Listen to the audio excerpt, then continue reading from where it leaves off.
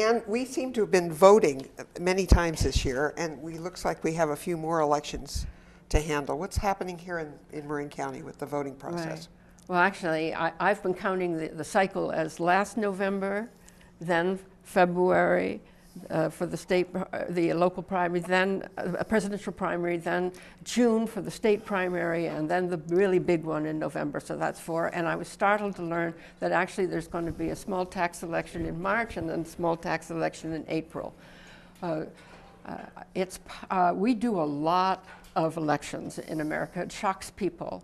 We're also from other countries to see how many elections and how complicated they are. I've been looking at this at a national level. We haven't really recovered yet from the trauma of the 2000 election, and everything is in a state of flux, trying to devise systems that are open and manageable and trustworthy and accurate.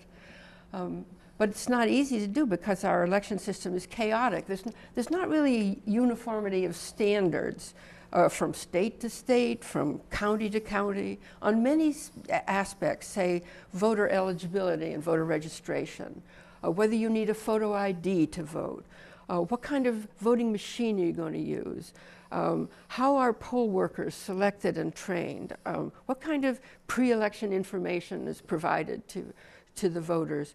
Can they vote absentee or can they vote provisional, and how is that managed?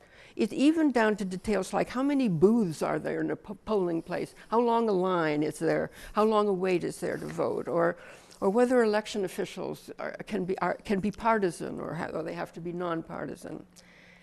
In Marin, we're fortunate. Compared to big systems like Los Angeles and San Francisco, our system is small enough to be quite manageable.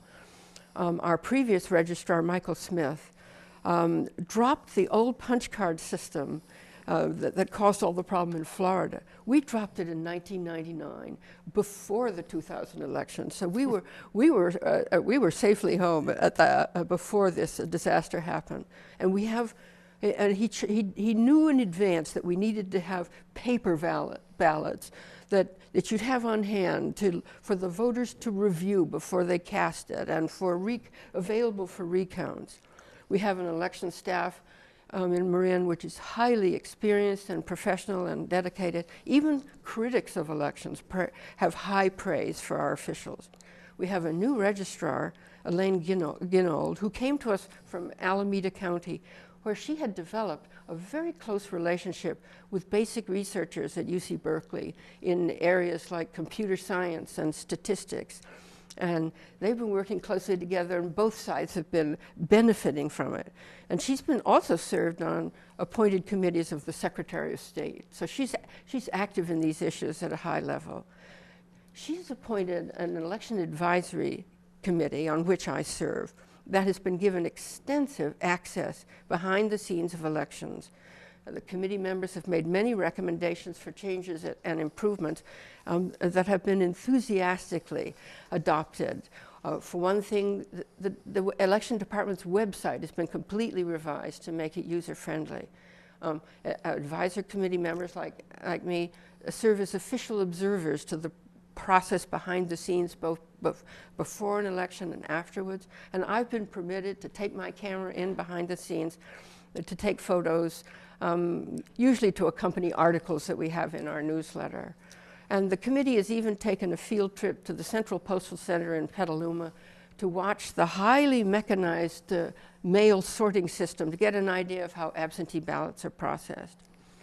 Still, the complexity of elections is just mind-boggling, and each safeguard that we add to try to make it work better piles complexity on top of complexity.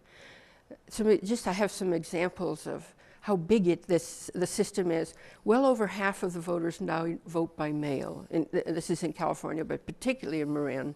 But we still have the old system too. So we have 2 parallel systems, both rather expensive. One where you vote by mail, another where you go to a polling place where there are 4 poll workers and 2 machines costing over $5,000 each. It's very expensive, and it's not efficient. The department hires for an election a small army of extra workers, from between 800 and 900 workers. It just amazed me when I learned that. Then after an election, it takes a long time to put an election to bed. It took 10 days to count the absentee ballots for the February election. And now 3 weeks after the election, we're still opening and checking 4,000 provisional ballots that were cast. Our elections also overlap.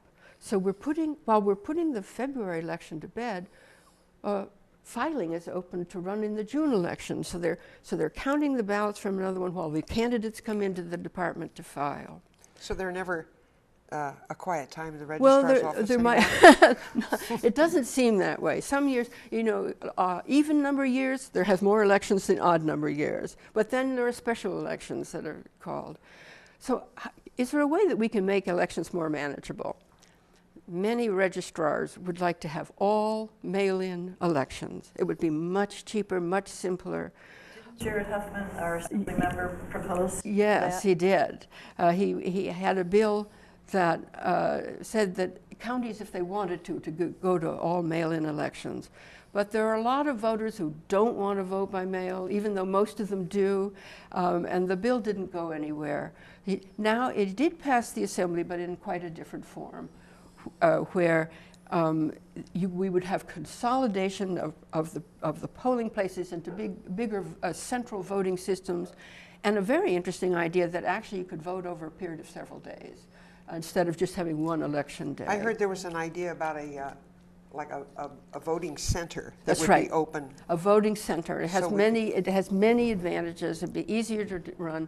You could have more specialists there, so there'd be fewer problems.